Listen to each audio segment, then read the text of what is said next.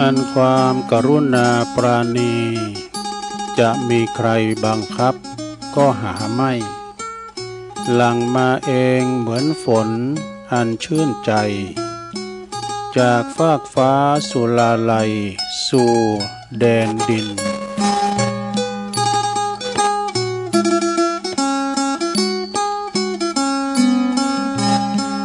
ขอความนอบน้อมแด่พระรัตนตรัยอันมีพระพุทธพระธรรมพระสงฆ์เป็นสรณะที่พึ่งกราบแนบไต่ไหวสาถวายความเคารพมายังครูบาอาจารย์พระมหาเถรานุเถระตันเจ้าคณะพระสังฆาธิการพระภิกษุสามเณรเจ้าจุโตนจุองค์กุวัดวาอารามพร้อมตึงสำนักติภักสงฆ์โดยก็ขอเจริญปอนมายังบรรดาปอออกไม่ออกศรัทธาตันสาธุชนนักศีลนักบุญคุณดีหมู่เฮาเจ้าขาดต่างหลายเนาะ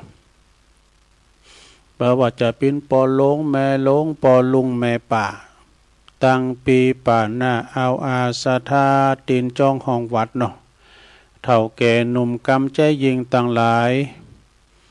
บ่ายมาพระมานว่า15 นาฬิกาหรือว่าบ่าย3 โมงก็หมุนคืนมาฟังรายการเนาะ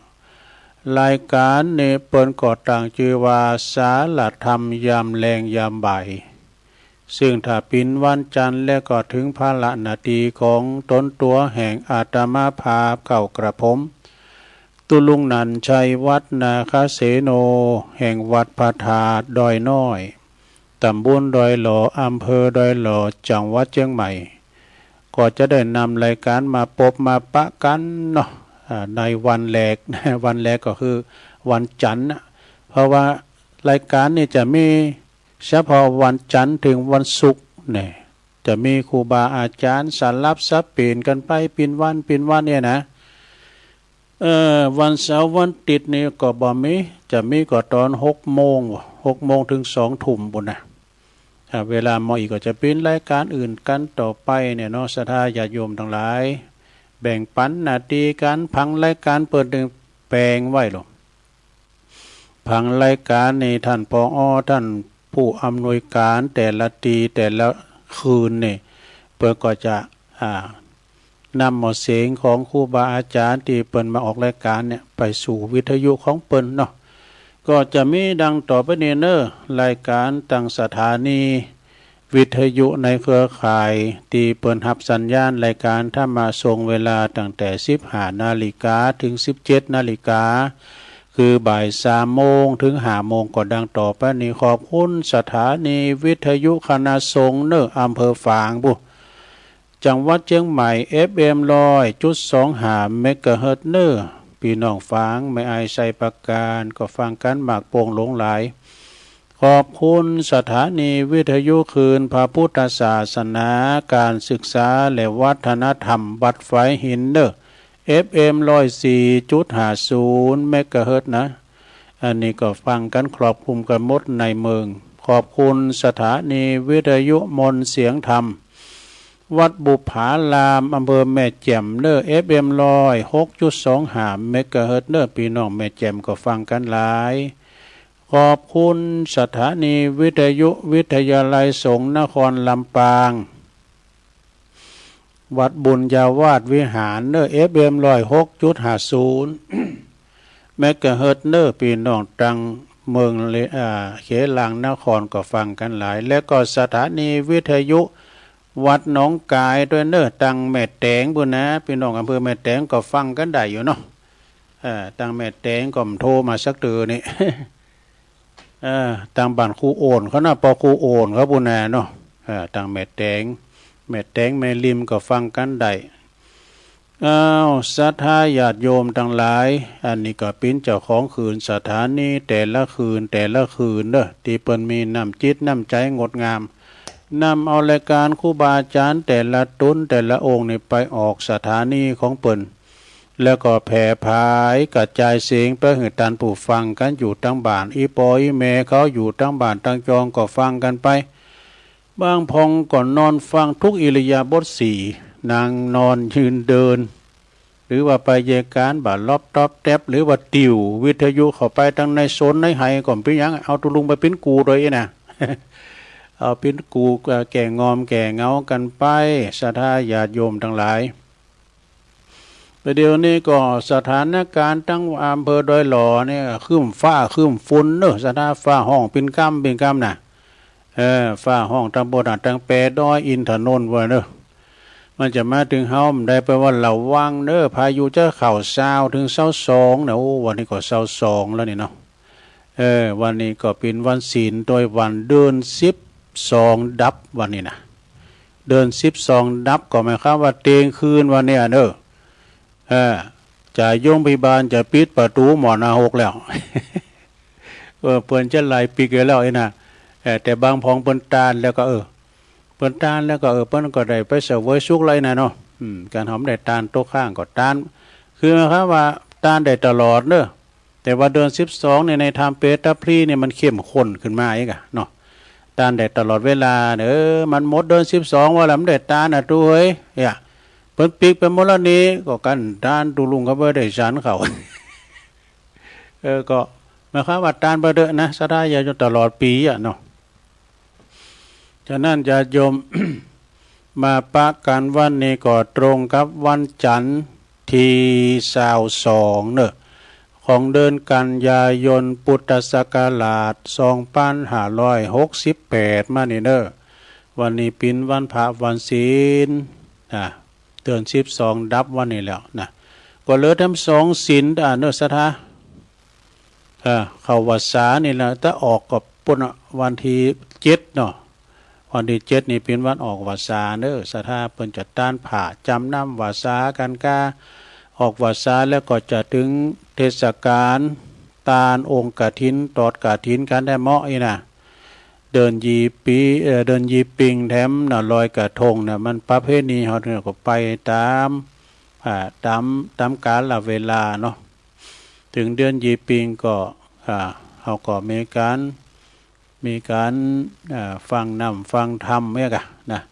อานิสงส์ของการตันโลผัดเจ้ากัมสังกาเนี่ยเนาะศรัทธาญาติโยมฉะนั้นแล้วก็เวลาโอกาสเนาะถึงมาแล้วก็ทำบุญไปตานไปกินไปตานไปศรัทธาญาติโยมทั้งหลายแล้วก็เฮาก็จะได้เอาปิ้นโขปิ้นไตไม่ไต2มกาหุนตั้งกันต่อไปเนาะวันนี้ตุลุงก็ได้หยิบยกเอาหนังสือเอามาเล่าสู่จู้กันฟังนี่นะเป็นหนังสือของไผนั่นก็กระเดียวกระว่าทำไมคุณถึงบ่อยากเข้าวัดแน่ศรัทธาญาติโยมทั้งหลายก็มันมีหลายอย่างมี8ประการกันเนอะคุณทำไมถึงไม่ค่อยบ่ใครเข้าวัดก็คือ1หมดศรัทธา2เบื่อละอาธรรมะ3บ่มีพระใบหวยดู4นึกว่า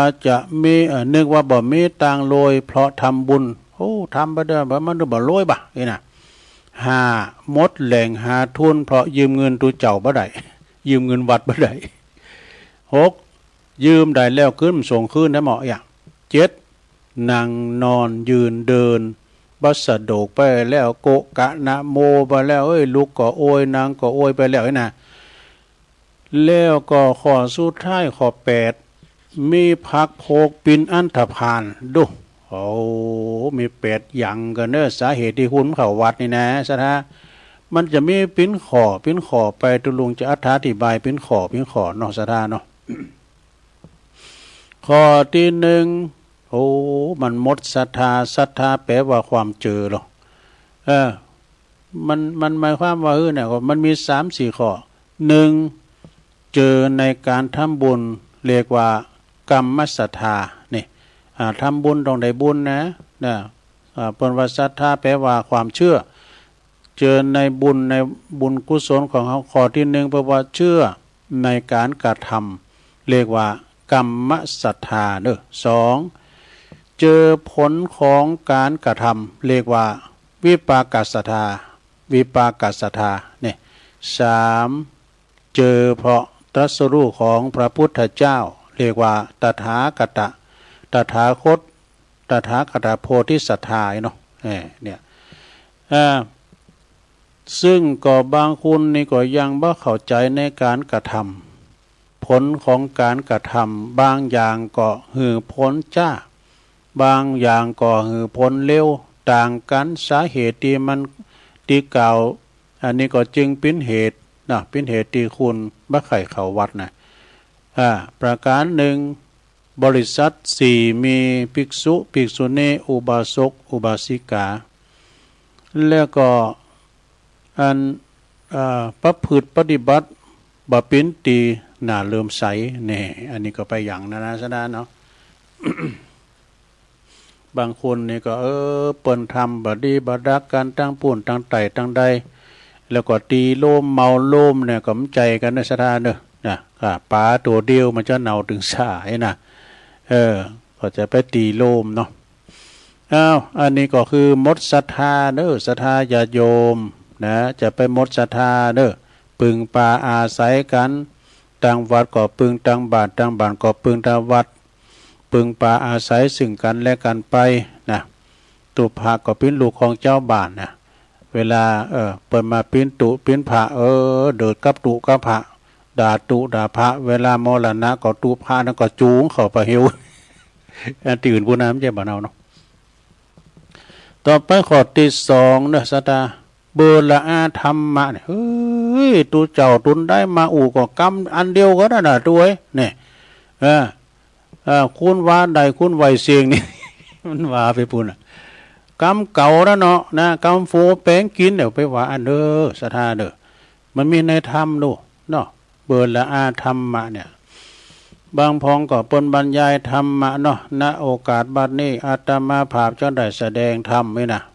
โอ้ก็ตัวในย้ำเตธรรมเด้อโตนะก็ปนเตอยู่หั่นเราปนบรรยายให้เนาะบัดใจนี่มีสาธโวนี่อันนี้ก็ไปทางปูนน้ำหมอยเบื่อละอาธรรมะก็คือธรรมคือกรรมสั่งสอนของพระพุทธเจ้าเป็นสัจธรรมคือสอนแบบตรงไปตรงมาที่เป็นเรียกว่าทำดีก็ว่าดีทำชั่วก็ว่าชั่วผลของการทำดีนั่นก็คือความสุขความสบายความเจริญนะเป็นความเจริญก้าวหน้าเป็นตีเชิญชูในเฮาอีนะผลของการทำชั่วนั่นก็คือความตุกข์ความเสื่อมความหายนะเองกะโดยเฉพาะก็เรื่องปฏิบัตินี่เรื่องปฏิบัตินี่นะทุกคนเนี่ยก็ต้องปฏิบัติอยู่ในอยู่ประจำศีลนี่พูดทุศีลไม่หนักบ่อยากได้ยินได้ฟังว่าการละเมิดศีลข้อนี้ข้อนั้นข้อนี้นะมีโทษเป็นอย่างน้อยเป็นอย่างนั้นเป็นอย่างนี้เนี่ยเปิ้นทุศีลก็คือเปิ้นผิดศีลอย่างนั้นอย่างนี้นะและก็อีกอย่างอีกเรื่องหนึ่งก็คืออบายามุขอบายามุขนี่ก็คือปากตั้งของงานอบายามุขเนาะมุขก็คือปากตั้งแห่งความหายนะเด้อนี่หรือว่าทางสิบหายมี6ประการก็ว่าลงลองฟังบ่รู้ฟังแก่งอมเด้อเจ้าว่าไผน่ะว่าไปตามธรรมเด้อ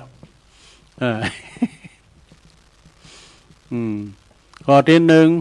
นักเลงสุราเนี่ยไอ้มาแล้วไอ้นาแงนอ่ะไอ้นาแงนมาเลยเป็นอันดับ1แล้วนะไอ้นาแงนน่ะโอ้ไปว่ามันเด้ออันสุรานี่นะเพราะว่าได้ดีกับสุราก็มีนักการงานหยังทั้งหลายก็ไอ้กุ่นหมุนเนี่ยนะแล้วก็เขาเนาะนะเก็บโต๊ะเก็บเต้นแล้วก็เขาเนาะเนี่ยแต่ว่ามันใจส่งเสริมนะแต่มันดีแอมพองก็กินแล้วนอนเฮกังก้องก็ไม่เนาะมันเลี้ยวแต่ของไผของมันนะกินก็จางกินกะเจอช้าบ่งอนโตอันนี้ข้อหนึ่งเนี่ยสุรานะไอ้เวิงเนาะบ่เล่งลงว่านี่ไอ้เวิง ข้อที่สองปิ้นนักเลงเล่นการพนันนี่ใบยาหมูโคกนี่นะปิ้นนักเลงเล่นการพนันอันนี้มันต้องอธิบายหนักเนาะสามเป็นนักเลี้ยงเจ้าชู้นี่สี่เป็นคนชอบเที่ยวกลางคืนนี่ห้าคบคนชั่วเป็นมิตรนี่หกเกียรติค้านทำการงานโอ้โหหกอย่างนี่นะอันนี้ปฏิว่าบดีนี่นะเนาะเขาปฏิบัติตามบ่ได้นะละเว้นสิ่งเหล่านี้บ่ได้บ่อยากจะได้ยินได้ฟังเรื่องนี้นี่นะเมื่อเกิดความก็เกิดความละอาเนี่ยคือบ่มีจึงบ่ชอบเข้าวัดนี่เนี่ยโอ้เบอร์ธรรมะเบอร์นะแต่กว่าความจริงนี่ก็มันก็เกินไปนะสถานที่เปิ้นอู่กันน่ะตุเจ้าบางตุนเนี่ยก็โอ้คุณก็ติมศาลาเนาะก่อนที่เปิ้นว่ามันมีหนักเนาะกะเดียวก็เอาอันก่อนที่จะเอาปอเนี่ยเอาปอลงมาอู่ก่อนเนี่ยปอลงอู่ไปแล้วก็ได้เอาปอจานมาอู่ก็ได้เอาปอแก่วัดไปแล้วเนี่ยสุดท้ายนะตูเจ้าก็รับตาว่านะรับตาว่าไปติ๊กเตี้ยเนาะก็ตูเจ้าก็ว่าไปติ๊กรำหูจักปุงว่างกะปวดโตเปิดมันตาเลยก็บูชาโอ้ขอไปไหนมดบูชาก็ไปกันมดอากาอันนี้ตู้อู้หมดแล้วไปรับตาว่าติ๊กนี่ก็บูชายังไปโดยแถมก็ข้าก็ใครไปนะเขาเอาไม่เต้าข้าช่วงไปไหนหมดพี่นันบูชาก็ใครไปตึงว่าเขาไม่เต้าเป็นหลักซึ่งเราได้อยู่กับตัวเจ้าอันนี้เป็นกรรมโมนในลงเรื่องความจริงมีแต่เบอร์ละอาธรรมะในลงเนอนะข้อที่สามเลยข้อที่สามไปเลยไม่มีพระบอกใบหวยนี่บางคนนี่ก็ไปกึดไปเลยเนาะเปิ้นเตะมือเต็มสังให้นะเอาไปใบหวยนะสักเตมันแมนหอมก็เนี่ยไม่สอดตากุยกันเนาะก็ขึ้นถูกได้กำนันในการวัดใดเนี่ยเปิ้นใบหวยแม่นเนี่ยโอ้คุณในโหลกันเขาเนอะแต่วัดใดที่มันปฏิบัติก็นะผมเคยมีคุณไม่มีพระใบหวยบอกใบหวยเนี่ยก็คือ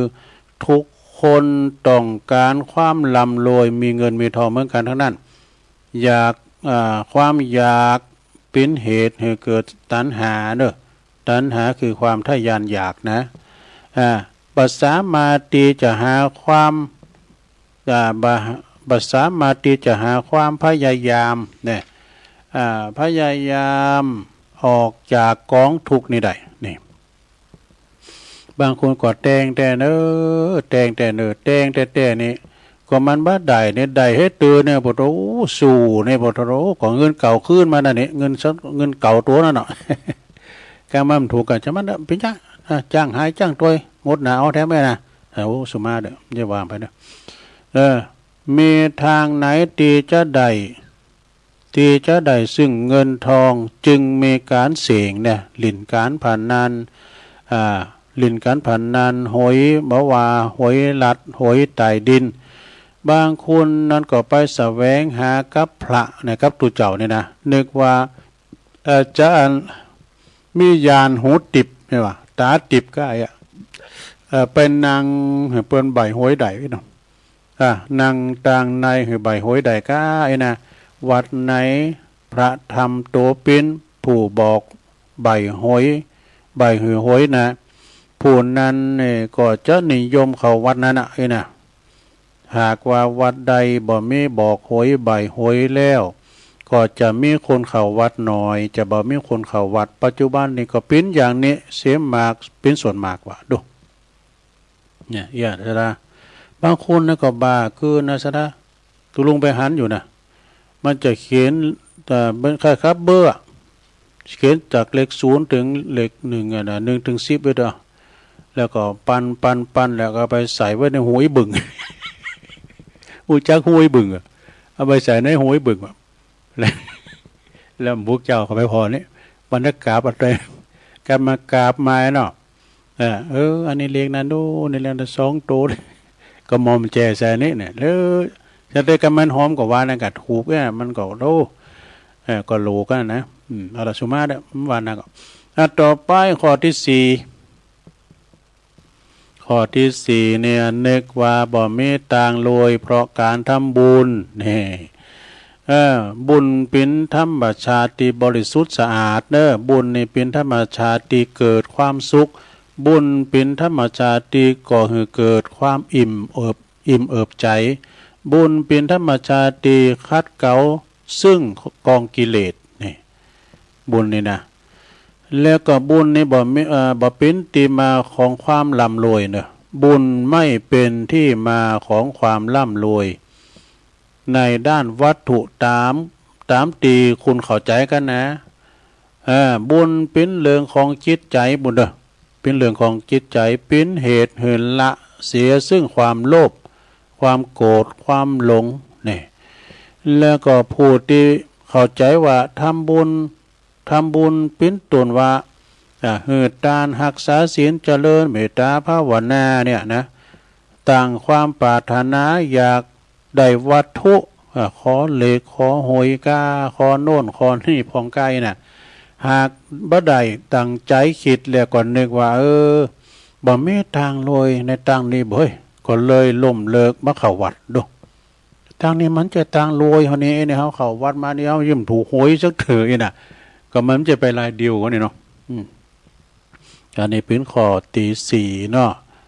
ต่อไปเป็นข้อที่ห้าเนี่ยมดแหล่งหาทุนพอยืมจะตั้งตุ่มได้ชัปเตอร์นี่มีแต่แนมก้อนตัวบทใหม่เนาะก็จะตั้งก็ได้ว่าบ่มีย่อมจะได้ไปหับตานะสูตรโยโกห้องผมได้ก็เปิ้นหลายเด้อนะเนาะมีเปิ้นเดียวเสี่ยวซี่กันนะมายืมสตางค์ว่ายืมผมจะหนักนะตั้ง60 บาทก่อนมันหนักแล้วเนาะ10,000เดี๋ยวนี้ก็เฮาก็ถ้ามีแล้วมายืมไปแล้วถามจะถามเด้อมันก็ขึ้นเกรงใจมันเนาะ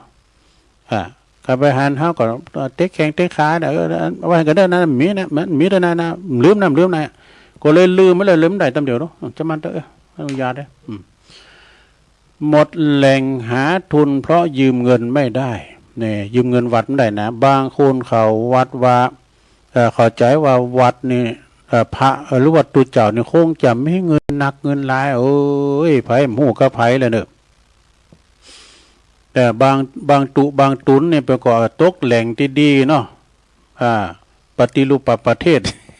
เปิ้นอยู่แหล่งที่ชุมชนก็ได้รับตานบ่อยพองนะอู่ซื่อๆนะโยมนะอย่างตุลุงเขาอยู่ปลายด้อยน่ะมันเนี่ยก็ฟ้าแมบตือเนอะซะนะเด้อมันจะมาเหมือนกันลูกพอตุลุงโบสถ์อยู่พอเฒ่าอายุมีตังเอามาก็อย่างว่านั่นนี้เอาไปรับจ้างก็เปิ้นก็จะได้นี่เกินไปมันนิมนต์มาก็เฮาไม่ได้ไปอันนี้อู่เป็นคำแต่นะแต่ตีอันทั้งเปิ้นนี่บ่โท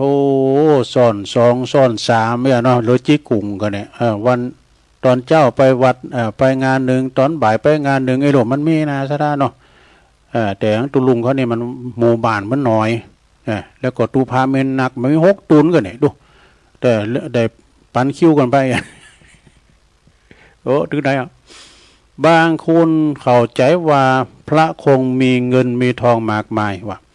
หาหู้ไม่ว่าพระก็มีการใช้จ่ายเหมือนกับชาวบ้านดูเนี่ยทำไมจ่ายเงี้ยดูก็ซื้อน้ำชากาแฟซื้อยุกซื้อยาดูบางวัดนั้นปิ้นครอบครัวใหญ่มีพระเนนอยู่ประจำปิ้นจำนวนมากไหนจะกาอาหารการน้ำกาไฟดูและอื่นๆอีกมากมายเนี่ยศรัทธาครอบครัวใหญ่เนอะเนี่ยเพราะว่ากันหู้แต่ไปว่าเนี่ยมันฟุ้นตกเนี่ยหู้เฮินไผโหได้นะมีรายจ่ายมากมายนะศรัทธาแก๊สนี่เนี่ยโอ้ไปเติมกำเนี่ยกูปันว่าก็ตุลุงก็ไปเติมแล้วเป็นแก๊สนี่นะ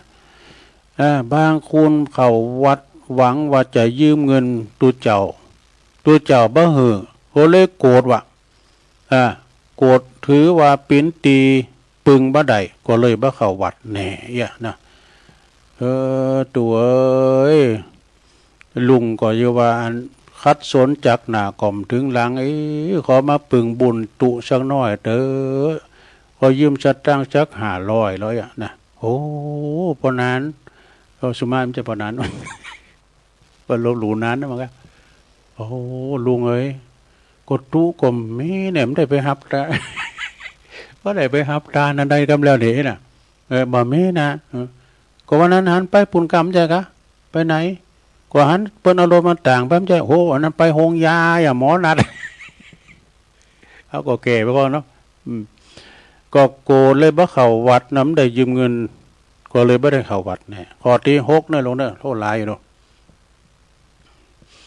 ต่อไปเป็นข้อที่6ได้แล้วเนี่ยยืมไปแล้วคือมันส่งคืนเนี่ยยืมไปแล้วมันสายทำแล้วพิจารณาไว้ให้กันเด้อไอ้น่ะแล้วเขาเอาอย่างน่ะทำสัญญาบาทก็ไม่ได้ทำสัญญายืมไปแล้วก็ดักวิดแล้วก็ว่าคือก็อันก็มันมีแต่ก็ดึงตะหือนะตัวมันจะลืมนะก็ดึงตะหือแต่มันมีด้วยไปเอาอย่างกับมันอันหือนี่ตะหืออยู่นะแต่มันมีแต่พอมันมีด้วยมันบันนี้ด้วยเนาะอันนี้ยังดีอยู่นะยังตะหืออยู่นะอันดักจือกือแล้วเตียวหนีนี่กันอันนี้นักแก่เด้ออันนี้มันได้อันนี้นะดักจือกือแล้วเตียวหนีนะอันนี้ก็ไปข้อที่7เนาะนางนอนยืนเดินบัสสะดกแล้วตัวไม่ได้ไปวัดไปว่าอีปอมได้ไปฟังธรรมเลยเมมได้ไปฟังธรรมแล้วปุรุโกกะนาโม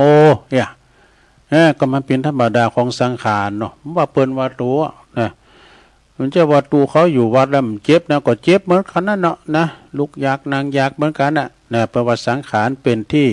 ไม่เป็นที่จีรังยั่งยืนนี่เหมือนเมื่ออยู่ดีมีกำลังก็ก็ยังบ่หาโอกาสไปวัดเนี่ยเพราะว่าอย่าไปวัดเมื่อแก่อย่าไปรักพ่อรักแม่เมื่อพ่อแม่ตายไปแล้ว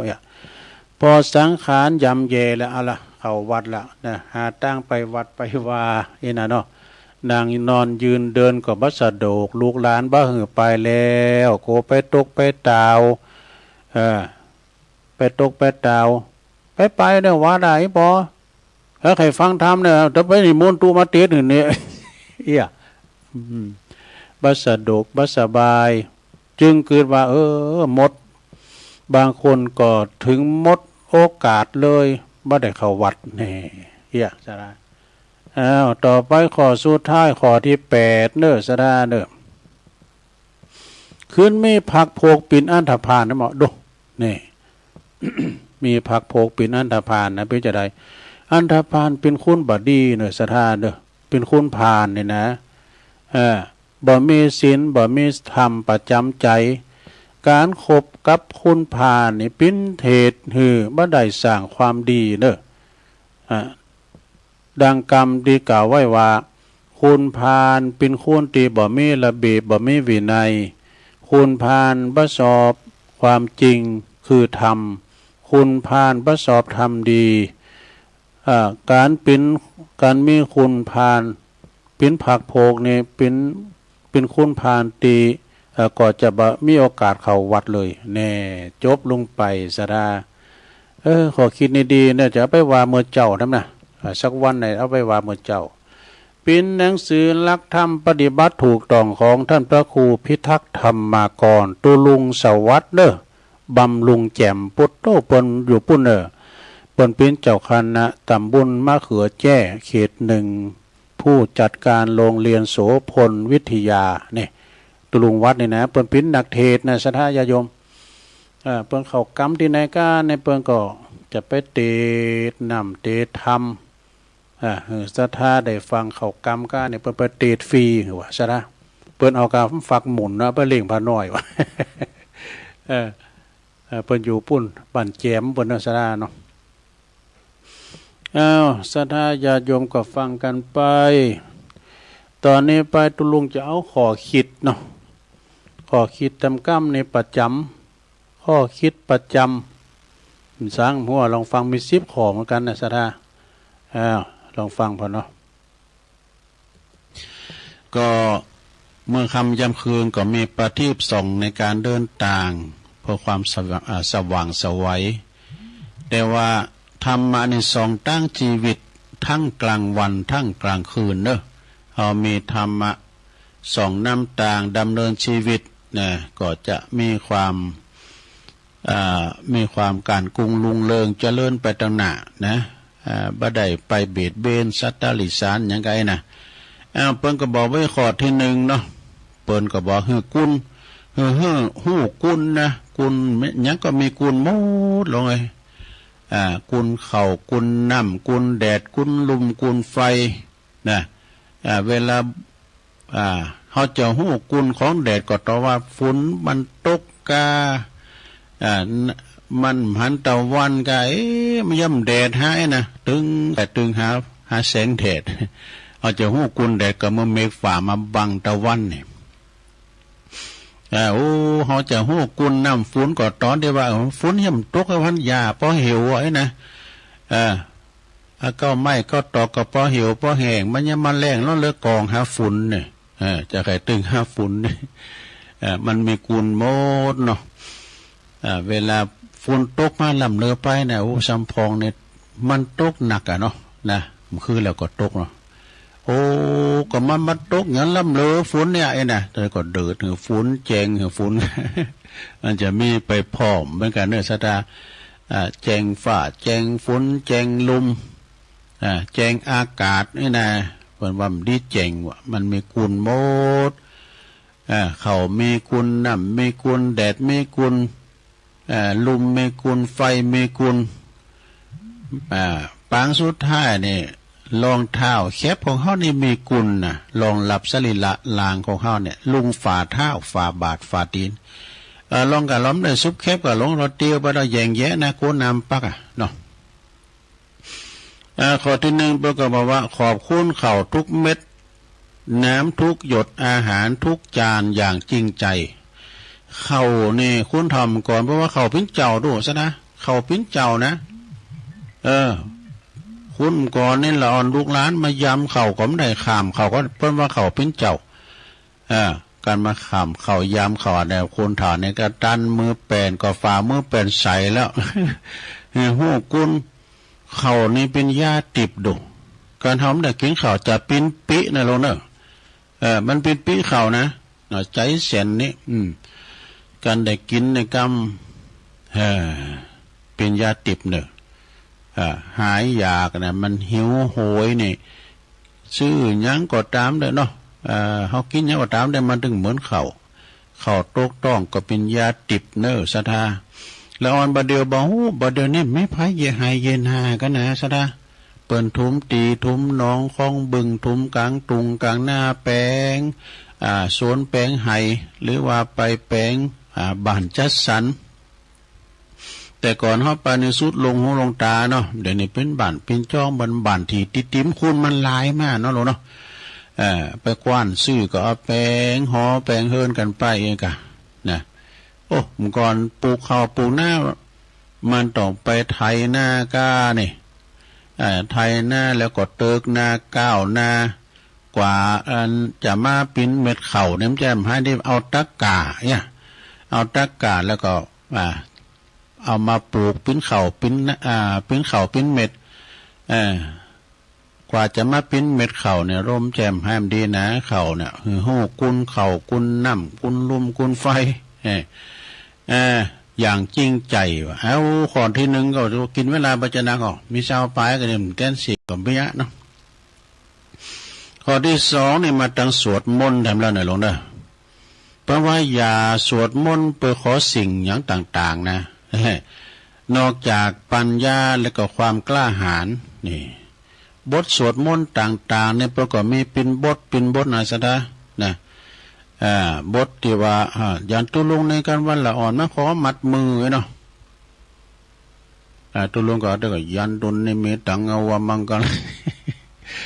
สัมเตก็เอาสัพพิติโยก็มี เอามัดมือละอ่อนนะฟ้ามันนะสัมเตก็เอาจายันโตโปติยามุลิปุโธมังกรสัมปุโตมัดมือนะหลงก่อนเราจะรับจะนอนในเขาต้องสวดเนี่ยมันถึงรับดีนะการเขาฟันให้เนาะเ เขามีสติในความฝันเนี่ยเขาต้องปุถโธมังกรสัมบูรณ์สมบูรณ์มาดึงไม้ไปมุมๆเฮ้ยปุถทุ่มแจ่มให้ดีหน่อยสักท่าหนึ่งคาถานี่นะครูบามาบอกว่าไปไหนไปลืมยันตุนกับเตียวกังจะไปกังป่างาไม้กันผีกันสางได้หมดได้ผีหลอกกับโบโรยันตุนก็ได้ตึกไกลยันตุนอันนี้มีตังนี่ลุ้นก็ลุ้นยันตุนก็ยันตุนยันตุนตัวไผ่ตัวมันนะบ่อยเป็นว่าเกิดสติปัญญาและความกล้าหาญการสวดมนต์เนี่ยทุสดาเป็นการที่ว่าทบทวน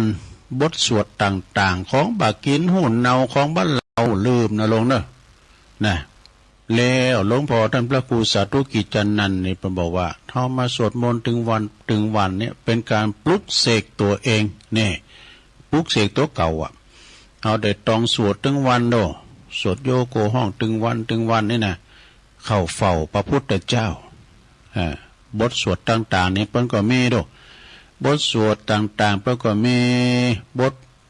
สวดสืบชะตาคืนเฮินใหม่ก้าขินแขกแต่งงานก็ไปอย่างหนึ่งงานอาวะมงคลก็ไปอย่างหนึ่งไงกันงานศพพิตายกั้มสังก็ไปอย่างหนึ่งนะสถามันจะเหมือนกันเนาะนะอันนี้บทสวดต่างๆจะไม่ลืมเนอะก่อนรับก่อนนอนสวดมอกอันนี้กะอย่างที่ตุลุงสวดทั้งวันนั่นนะอันอิติปิโส สวากาโตสุปฏิปันโนแต่อ่านก่อนเน็ตเราลงเนอะเดินรับดีฝันดีเนอะฝันให้ข้อที่4ข้อที่3แล้วนะเปิ้นใหม่นี่มีเปิ้นเก่าเปิ้นใหม่บุญเก่าบุญใหม่อีกเปิ้นใหม่คือของขวัญที่ให้กับตัวเองนี่แล้วก็ส่วนเปิ้นเก่านั่นก็คือหรือว่ามิตรก็คืออัญมณีที่นับวันจะเพิ่มคุณค่าขึ้นมานี่นะจะได้แล้วก็ข้อที่4อ่านหนังสือธรรมะปีละลิมเนี่ย ตุลุงก็คุ้นคว้าซะนะเอาพอหาหนังสือนางหาครูบาอาจารย์เป็นหนังสืออนุสรณ์ของก้าอย่างว่างานศพครูบานั้นก็ครูบาตุนนั้นก็ไอ้น่ะเฮามาพอด้วยคติธรรมเปิ้นมีหรอนะคติธรรมเปิ้นมีเป็นหนังสืออนุสรณ์เรื่องการเกิดแก่เจ็บตายก้าเรื่องความประมาทก้าเรื่องความกตัญญูก้ามันมีหันหมดวัตถุดิบนะมีในวัตถุดิบหันหมดแน่เป็นหนังสือบางทีก็เป็นหนังสือข่าวห้ำกำเคอพองไงหลงนะข่าวห้ำกำเคอนี่ก็โมนนะ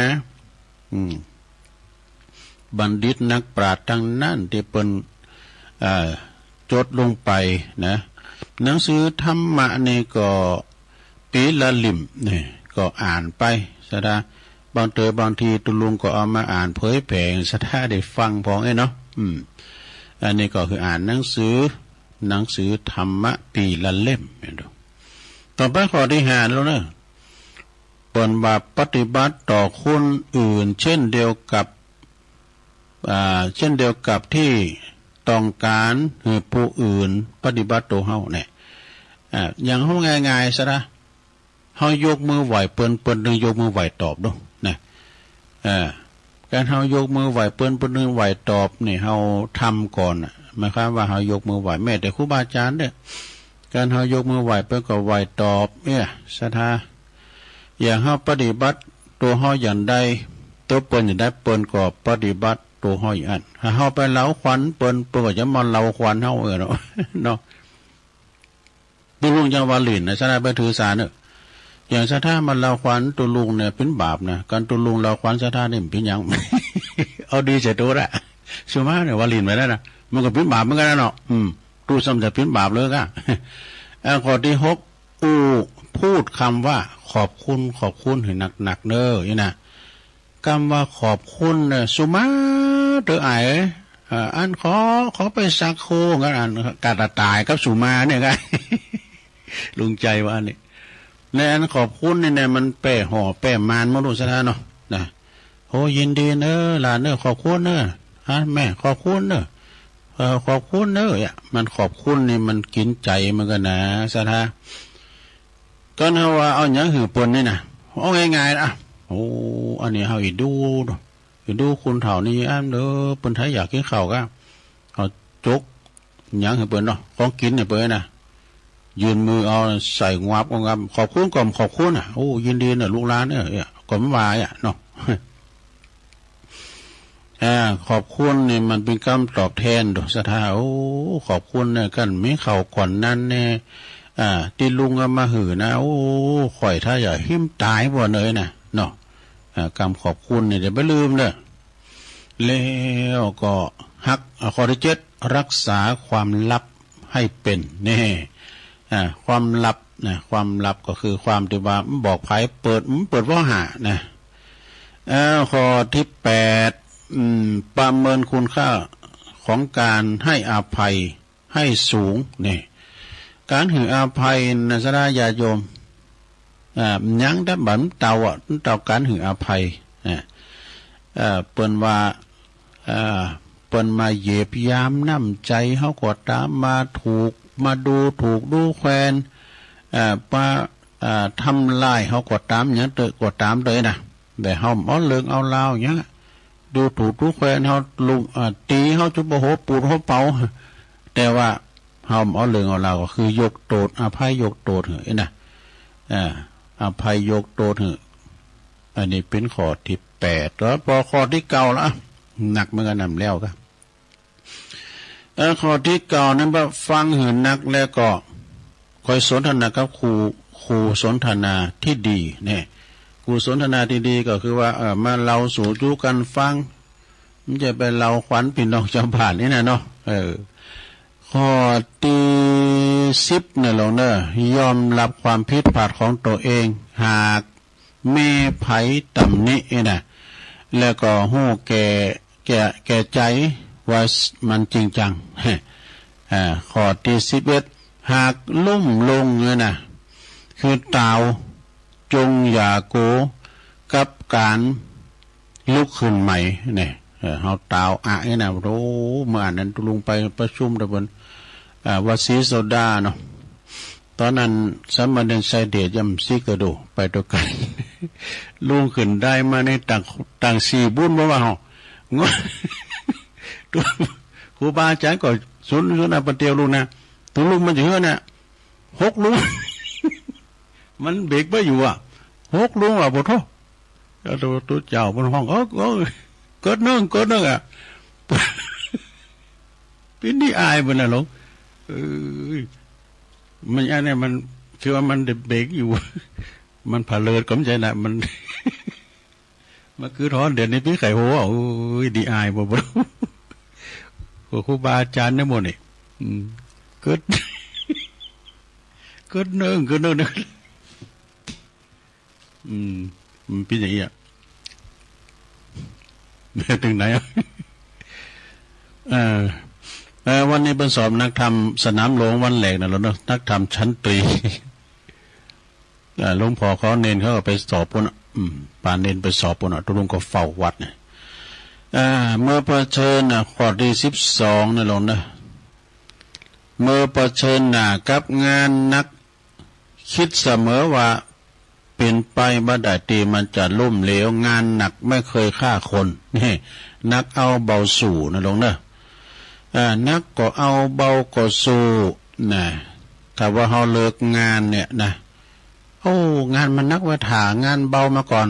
คอยนานงานน้อยคอยบ่อยงานหมดหลวงพ่ออาจถอนวิสุทธิคุณเป็นจังหวะนะมีเงินหน้าสดเงินหมดหน้าเศร้าไม่ว่าตู้เจ้าหรือโยมนี่มีเงินหน้าหมอนซอกตอกว่าตุลุงวันนี้ปีนี้มีกฐินเหรอบ่ได้นะมีตั้งใดนะเนี่ยเดือนเนี่ยจ่าตั้งใดก็ไม่ได้เศรษฐกิจบ่ดีบ่ย ข้อที่13อย่าทกเถียงเรื่องธุรกิจภายในลิฟต์ในลิฟต์นี่ใช่ไหมเอาทั้งข้อหนึ่งใจบัตรเครดิตข้อที่14นะใจบัตรเครดิตเพื่อความสะดวกอย่าใจเปิดการก่อนหนี้สินนู้ อันนี้จะติ๊กไว้ก่อนเนาะใช่ไหมจะติ๊กไว้เตาอีกก่อนเดือนหน้าก็เอาแถมมันยาวนะเอาติ๊กก่อนนี้ก่อนแล้วตัวลงก็จะเอานิทานสาดกธรรมมาเล่าสู่จูกันฟังสักหน่อยเนาะคอยฟังไปเถอะสัทธาญาโยมทั้งหลายอย่างเอาฟังเปิ้นเจ้าน่ะปดโตฟังเปิ้นตานผ่าป่ากันนี่วันที่23วันนี้เปิ้นถ่ายทอดเสียงที่พญาเมงลายพุ่นนะวันเกิดของเจ้าปอพญาเมงลายมังลายอย่างเงี้ยเนาะอันนี้ก็มีตัวเจ้าตุนหนึ่งนะลงนะมีพระภิกษุรูปหนึ่งตนหนึ่งพระอุปัชฌาย์ส่งไปเฮนส่งไปเฮนในธรรมพระธรรมในที่อื่นในกาลต่อมาภายหลังเนี่ยโยมบิดาคือปอของเปิ้นเนี่ยของปอของตัวเจ้านี่นะป่วยนักว่าเวลาไก่ตายไก่ที่จะตายก็มอบปัจจัยคือสตังค์นะไว้ให้กับน้องชายน้องตัวเจ้านะน้องชายนั้นก็เอามอบไว้ที่น้องชายอันร้อยตำลึงนี่เบอร์เอาไว้เป็นกาบาทกาจีวรวะนะจะบทตูเปกผาเองกันเนาะเลื่อโยมปอเป็นก่อตายไปวะปอเป็นก่อเสี่ยงบุญไปต่อมาปลายหลังเวลาพระภิกษุหนุ่มนั้นมาถึงเนาะน้องชายก็ห้องร้องไห้เล่าเรื่องฟังวิปอก็ฝากสตั้งวันให้ตัวปีเนี่ยนะเอาไว้ซื้อบาทซื้อจีวรอย่างนี้นะว่าออมสาได้บัดต้านผ่านี่ร้อยตำลึงนายนะแต่ว่าตุปีหนุ่มตุเจ้าตุ่มสมาร์ทพระภิกษุหนุ่มนั่นเนี่ยเพิ่นก็บอกว่าบ่ต้องการเด้อบ่เอายกขึ้นน้องเด้อบ่เอายกขึ้นน้องขั้นว่าภายหลังนะหลังจากว่าตัวหนุ่มนั้นนะพระภิกษุหนุ่มนั้นน่ะตัวเจ้านั้นเพิ่นก็อยู่ไปเมินไปก็ขึ้นนายผ่าหลวงไข่ซิกทำแล้วเนี่ยไข่ซิกก็หันไว้สัตว์ตั้งตีปอฝากไว้หัน100ตำลึงนี่ก็ระป้อต่างเนื้อต่างตัวอยู่ก็แฮเนี่ยน่ะป้อเลี้ยงซีบอยู่ก็มันไปโปมซะเนาะเตียวพื้นน่ะก็ได้ก็เมื่อว่าภิกษุหนุ่มนั้นเมื่อว่าภิกษุหนุ่มนั้นกึดได้งั้นก็จะลาสิกขาวะนะพกพระภิกษุสามเณรทั้งหลายก็ฮู้ก็เข้าไปบอกตุลุงพระอุปัชฌาย์เนาะอุปัชฌาย์อาจารย์ก็จึงปาเข้ามาเฝ้าพระพุทธเจ้าเอาไปเฝ้าพระพุทธเจ้านะพระพุทธเจ้าก็เลยตรัสถามว่าสิ่งที่จะเลี้ยงชีวิตของเธอน่ะมีแล้วหรือยังก็คือสตังค์นั่นแหละนะเงินน่ะมีไหมอย่าเนาะภิกษุหนุ่มนั้นก็บอกกราบทูลว่ามีแล้วพระเจ้าค่ะพระพุทธเจ้าก็เลยถามว่ามีเท่าใดนะก็มีอยู่100ตำลึงใช่ป่ะนะมีอยู่100ตำลึงพระเจ้าค่ะพระพุทธเจ้าก็ตรัสว่าถ้าอย่างเธอจงไปเอาก่อนบ่หินมาก่อนโกรธก่อนหินมาเต่ากับเงินน่ะคือเอามา100ก่อนนี่นะเมื่อพระองค์ตรัสแล้วอย่างนั้นแล้วพระภิกษุหนุ่มนั้นก็ไปเอาก่อนโกรธก่อนหินมาอยู่เต่ากับสตางค์100 บาทมันก็100ตำลึงก่อน100ก่อนเนาะพระพุทธเจ้าก็เลยทรงจำแนกก่อนโกรธก่อนหินนั่นมาเป็นส่วนเนอะเปิ้นจะอ่านบอกนะนี่สตางค์100 บาท100ตำลึงนี่นะคืออันนี้ปุนนี่เก็บไว้คือเก็บไว้กิน50ตำลึงเหลืออยู่50ตำลึงก็เอาไปซื้อโคซื้อโง่2 ตัว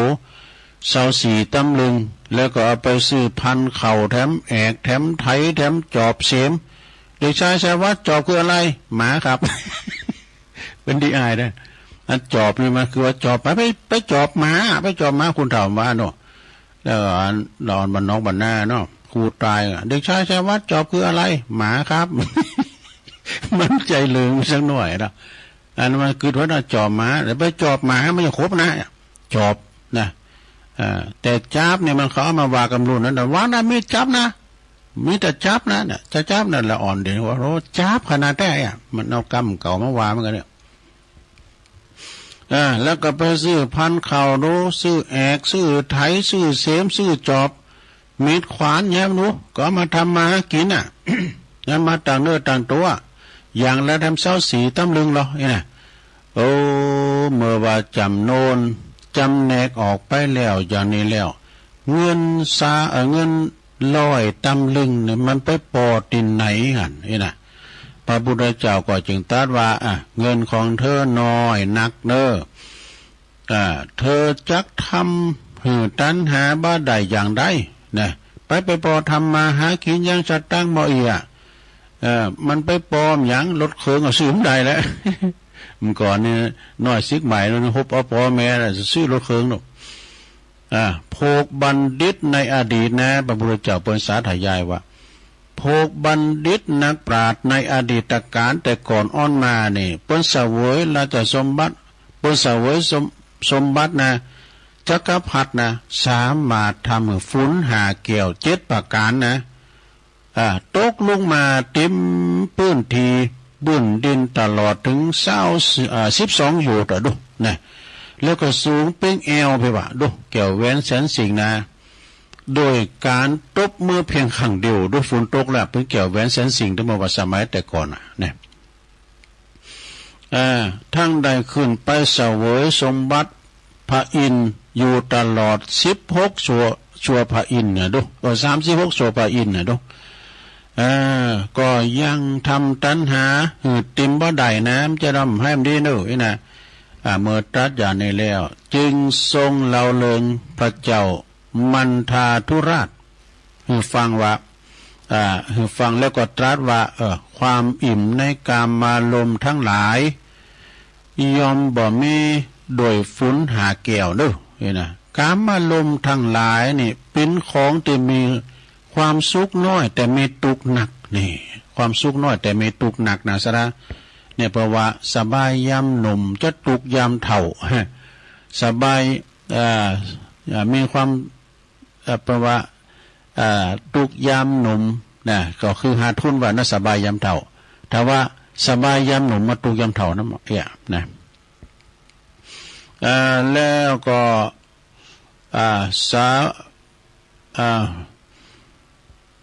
ถึงอย่างได้ถึงจะได้เสวยกามารมณ์อันเป็นผิดเนี่ยแปลว่ากามารมณ์ทั้งหลายเนี่ยเป็นของมีความสุขน้อยแต่มีทุกข์หนักยังได้เสวยกามารมณ์อันเป็นติบก็ยังบ่ฮู้จักอิ่มนี่สาวกของพระสัมมาสัมพุทธเจ้ายอมยินดีในความสิ้นตัณหาดังนี้พอจบธรรมกถานี่พระภิกษุหนุ่มองค์นั้นตุนนั้นก็เลยตั้งอยู่ในโสดาปัตติผลนี่แล้วก็บวชไปจนตลอดชีวิตดูเริ่มไหนสงสารละนะคือมซิกะนะคืออยู่ไปจนว่ายาวชีวังคือเสียงบุญไปนะแล้วนี่เป็นก็จริงเห็นว่าถ้าพระองค์ใดตุเจ้าตนใด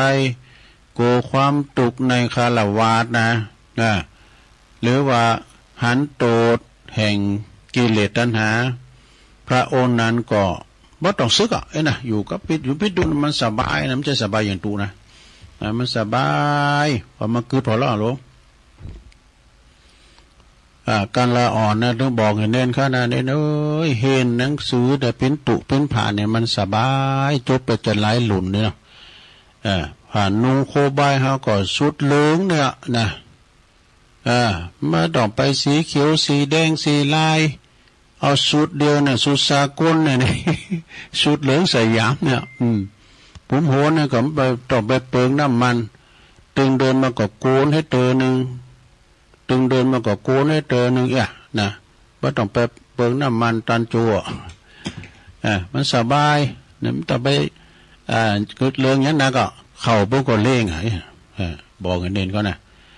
อันนี้ก็จบไปเนอสถานิทานเรื่องนี้เปิ้นจริงหันว่าเป็นตุเป็นเจ้าเห็นหนังสือเนี่ยมันก็สบายดีมันจบไปหลายหลุนแล้วเนาะสดา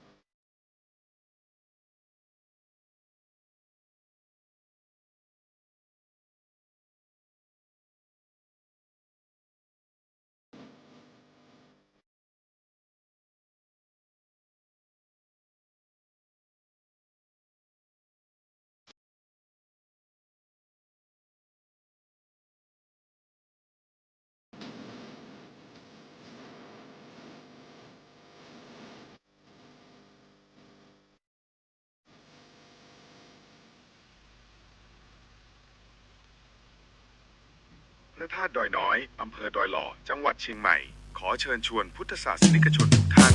ร่วมงานปาเทโวโรหณะประจำปี 2568 ในวันพุธที่ 8 ตุลาคมนี้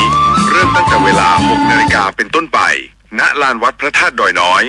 ร่วมทำบุญตักบาตรพระภิกษุสงฆ์นับร้อยรูปเพื่อความเป็นสิริมงคลแก่ชีวิตและสืบสานประเพณีอันดีงามของชาวพุทธแล้วพบกันที่วัดพระธาตุดอยน้อยอำเภอดอยหล่อจังหวัดเชียงใหม่พระธาตุดอยน้อยอำเภอดอยหล่อจังหวัดเชียงใหม่ขอเชิญชวนพุทธศาสนิกชนทุกท่านร่วมงานตักบาตรเทโวโรหณะประจำปี 2568 ในวันพุธที่ 8 ตุลาคมนี้เริ่มตั้งแต่เวลา 6 นาฬิกาเป็นต้นไปณลานวัดพระธาตุดอยน้อยร่วมทำบุญตักบาตรพระภิกษุสงฆ์นับร้อยรูปเพื่อความเป็นสิริมงคลแก่ชีวิตและสืบสานประเพณีอันดีงามของชาวพุทธแล้วพบกันที่วัดพระธาตุดอยน้อยอำเภอดอยหล่อจังหวัดเชียงใหม่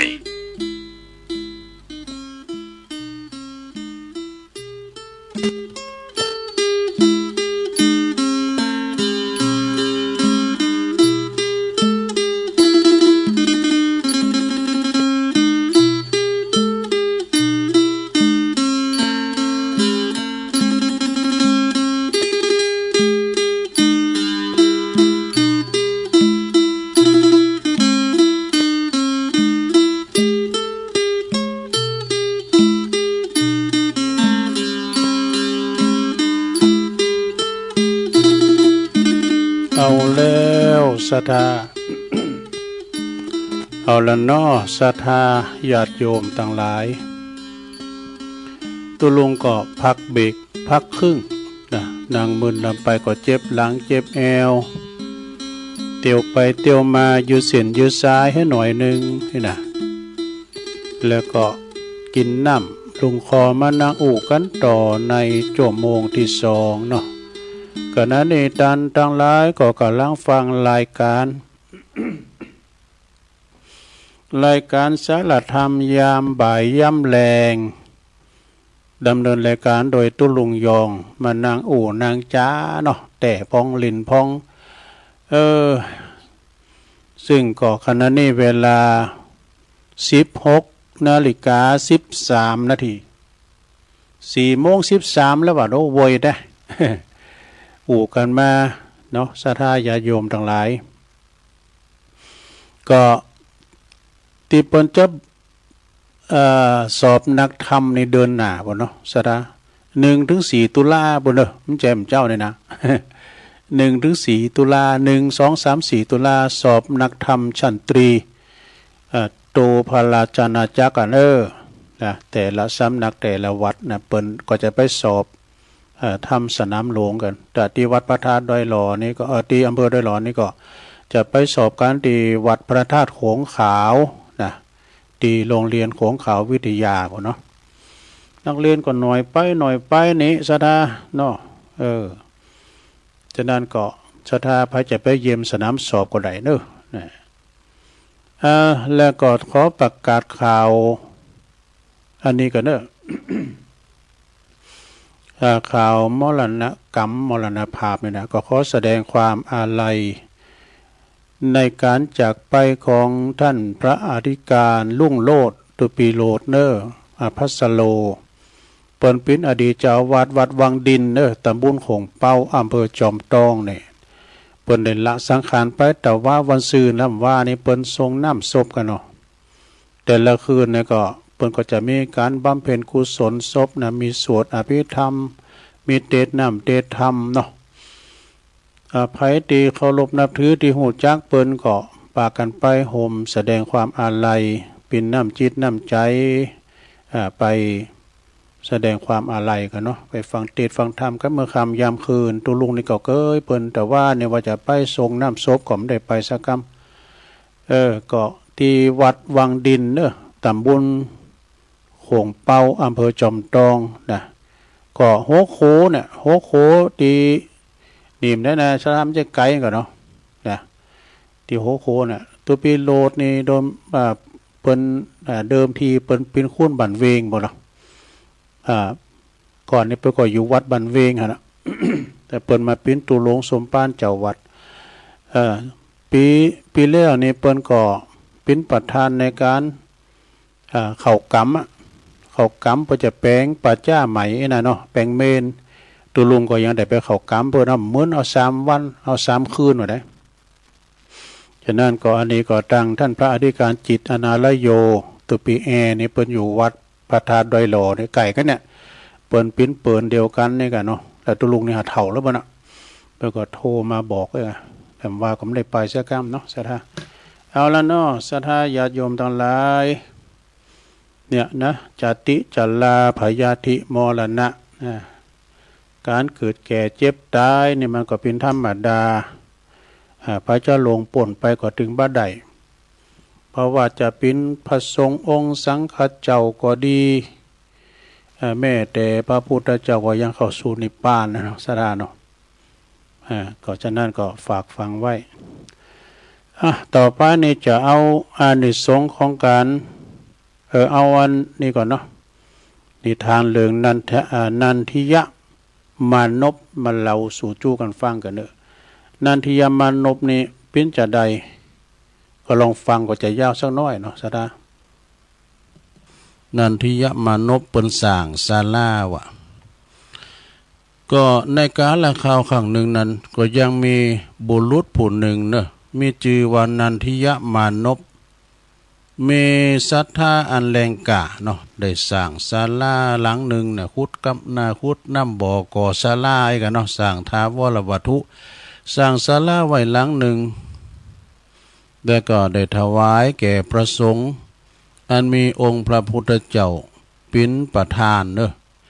แล้วก็ถวายซึ่งอาหารภัตตาหารเป็นการเฉลิมฉลองนะตาลศาลาตึงเต๋อกันเนาะนิมนต์ครูบาอาจารย์สังฆเจ้ามาติมศาลาแล้วก็มีองค์พระพุทธเจ้าเป็นประธานในขณะนั้นนี่ก็บังเกิดปิ้นวิมานวะปิ้นวิมานทองขึ้นในดาวดึงตาวติงสาปุ่นนะพอปิ้นวิมานไว้ถ่าปุ่นแล้วมีพันแห่งเกินด้วยเป็นว่ามีพันแห่งกึกก้องปิ้นโกลาหลเนอะดุริยะดนตรีครับกล่อมบรรเลงตลอดเวลาและเพราะว่าเปิ้นคอยถ่านันทิยมานพนะถ้าเปิ้นละสังขารไปแล้วก็จะได้ไปเสวยสุขอยู่บนวิมานตีสวรรค์จันทร์ดาวดึงนะฝ่ายนันทริยกุมารนันทริยมานพนั่นก็มีศรัทธากล้าแข็งแต่นะสร้างแล้วก็ถวายสังฆทานแก่พระสงฆ์ทุกเวลาวะดูทุกเวลายังมีแม่หญิงผู้หนึ่งชื่อว่านางเรวดีเนี่ยเรวดีนี่เป็นสีภรรยาของนันทิยมานพนะแต่ว่าเรวดีเนี่ยนะนางนี่บ่มีศรัทธาอันที่จะมาใฝ่ในบุญในอย่างสักอย่างนะมีศรัทธาแต่นาง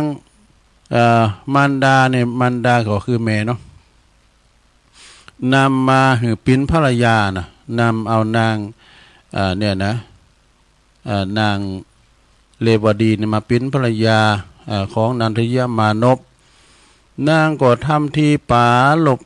ว่านางนี่ก็มีศรัทธานะแสงว่ามีศรัทธาในการตานนะขั้นลงการผ่านไปหลายวันมานานแล้วเนาะนันทริยมานพก็จะไปกล้าขายไล่ลองต่างบ้านต่างเมืองต่างไกลไปนอนแฮมแกมมือหลายวันนี่กะก็เลยสั่งให้นางเลวดีซึ่งเป็นสีภรรยาถ้าว่าข้าอยู่นะสู้ก็ต้องใส่บาตรถวายต้านแก่พระสงฆ์เนอะนี่นะแก่พระสงฆ์ตึงวันเหมือนข้าได้อยู่นั่นนะไอ้นะขั้นนันทยมานพได้สั่งแล้วบัดจ้าบัดนั้นนะเปิ้นก็ออกบ้านออกปะเมืองไปนะเพราะว่าไปกะไปขายยะนะไปนอนแฮมแกมมือหลายวันส่วนว่านางเลวดีผู้ที่บ่มีศรัทธาที่ว่าจะเอาเข้ามาใส่บาตรทุกวันก่อนใหม่ก็ใส่ดีแต่เอาเข้านางก็เลยแสงเอาแกงบูดแกงเนาที่ขึ้นล่าไอ้กะนะเ เอามาใส่บาตรมาถวายแก่พระสงฆ์ก็ฉันบ่ได้เนาะโอ้พระสงฆ์ก็เลยฉันบ่ได้จึงพากันหนีไปเสียจากที่เมืองนั้นน่ะว่าโดไปกันหมดทุเจ้าไปหนีไปนางก็สอบอกสอบใจเลยบ่ดีที่ได้ทำอาหารออกมาเรียงรายกันเห็นมันบูดแล้วก็เอามาใส่บาตรได้กะพระภิกษุก็ฉันบ่ได้ทำกันต่างๆนานานับประการต่างๆนานาแล้วก็ตัดปัญหาเสียซึ่งวัตถุทานมีละพระเจ้าพระสงฆ์ก็ไปหมดละรู้สบายละเอกะครั้นว่านันทิยมานพปิกบั่นปิกจองมาแล้วเนาะมาถึงบั่นถึงจองก็ฮู้ว่านางเลวดีศรีภรรยานี่บ่ได้ถวายสังฆทานถวายกันไปแล้วก็คือเอาแกงบูดแกงเนาเอามาให้พระเจ้าประสงค์ฉันบ่สันบ่ได้ก็มันมีเฮือนหลังเดียวได้ก็ยังไปเฮือนอื่นเนาะก็ฮู้กับเพิ่นก็เลยลงโทษนางเลวดีว่าลงโทษนางเลวดีซึ่งเป็นภรรยาเฮือนนางนี่นะไปเทอยากเยอะนะไปเทอยากเยอะคือเอาขยะหยังไปขวางไงกะเอาขยะหยังไปขวางไปปฏิบัติกวาดผิวหยังต่างๆนานาเนาะตถากาเลในขณะกาลครั้งนั้นก็ยังมีพระโมคคัลลานเถระเจ้าท่านได้ขึ้นไปสู่เมืองสวรรค์ก็หันวิมานทองอันงามสวยสดโสภามีนางฟ้าปิ้นปันอยู่ในบุญวิมานนั้นมีรูปสมสิริสมงามนะสวยสดงามสะอาดได้หรอพระเถระเจ้าก็เลยลีลาดเข้าไปไก่วิมานนางฟ้าทั้งหลายนะก็มาถวายการต้อนรับนมัสการนี่กะแล้วส่งข่าวสารมาถึงนันทยมานพว่าพระผู้ปิ้นเจ้าเปิ้นมาเยี่ยมมาชมมาผอมมากอยลูกจากเมืองมนุษย์โลกเมืองคุณมาอีกแล้วก็ถ้าว่าจะปิกไปก็จงบอกเหินนันทริยะอันมานพเนอะสั่งเหินพระเถระเจ้าว่าขอเหินพระเถระเจ้าเนี่ย จงบอกเหินนันทริยมานพในผู้ปิ้นเจ้าของวิมานเนี่ยเนอะจงขอเหินนันทริยะกุมอันมานพนั่นละเสียสิ่งสังขารร่างกายที่อันเป็นมนุษย์นะประดุษหนึ่งภาชนะหมอดินราคาหาละกาหากาบ่ได้ดู หือมาถือเอาภาชนะทองผ่องใสคือร่างกายแห่งเทพยดาดูนะหมายความว่าหือลาจากอันเป็นมนุษย์เมืองคนนะมาอยู่บุญสวรรค์พี่เอกนางเทวดาทั้งหลายสั่งพระเถระเจ้าไปบอก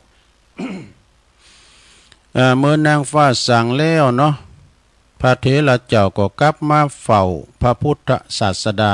พระบรมศาสดาพระบรมศาสดาเนาะแล้วก็มากราบทูลถึงเหตุเนาะองค์สมเด็จพระผู้มีพระภาคเจ้าเปิ้นก็ตรัสเทศนาว่า ชนทั้งหลายที่มีจิตใจศรัทธาก่อสร้างกุศลโดยเจตนาอันแรงกล้าขุดน้ำบ่อก่อศาลาเหมือนมานพนี่นะแต่สร้างศาลากุศลนั้นก็จะหือไปบังเกิดปิ้นวิมานทองนี่ก็จะมีนางฟ้าคอยถ่ายอยู่ทุกวันทุกคืนวะนี่ในสวรรค์จะกามาเหมือนหนึ่งวายาตแห่งบุรุษนั้นจากกันไปนานนะคือเพิ่นถ่ายฮะนะเวลามานพเสียงบุญสมมุตินะมานันทริยมานพเสียงบุญเนาะนางทิพยดาอัปสรทั้งหลายต่างๆนะจะมาตอนรับดีอกดีใจนะเหมือนกับเฮาไปอยู่ที่ไกลไปเมืองนอกเนาะก่อนเพิ่นเขือก็ไปเมืองนอกหรอกันมาแต่ละเตือโอ้ยเกมโตตอนรับกันเนี่ยโอ้ยจะร้องกันแห่กันตึงๆต่างๆกินเล่นกันนี่เอกนะประมาณนั้นนะคอยถ่ายอยู่ทุกที่ภาวารตีการกว่าจะกลับมาเนี่ยสมเด็จพระบรมศาสดา เปิ้นก็ตรัสเทศนาดังนี้แล้วก็อันครั้งนั้นลงนานมานานแล้วเนาะนันทริยกุมมานพนันทริยมานพทำกิริยาคือหมายความว่าเปิ้นหลงรับดับขันตายจากอันเป็นมนุษย์แล้วโดยกุศลอันจิตมีบริสุทธิ์ได้สร้างศาลาขุดน้ำบ่อก่อกำแพงสร้างศาลาถวายปิ่นตาลก็ได้ไปบังเกิดนะอยู่ในวิมานทองจันตาวติงสาดาวดึงสาวะดูมีปันแห่งนางฟ้าปิ่นยศบริวารดูเสวยสุขอยู่ในวิมานอันปิ่นวิมานอันเป็นวิการโดยทองทางนั้นดูโอ้เรื่องหาไหมเนาะแต่ฟังเสียงแล้วนะฟังได้เสียงแต่ดุริยะดนตรีบรรเลงครับกล่อมเป็นเพลงสวรรค์นะได้ยินเสียงเพลงกาเสียงดุริยะดนตรีกาเสียงละคังทองกันกันเนาะแห่กันเป็นตีละเมาเอาใจด้วยกุศลของตนที่ได้สร้างบรรณศาลาในครั้งนั้นตัสมิงกาเลในขณะกาลยามนั้นเต้าจตุโลเต้าจตุมหาราชนะซึ่งก็มี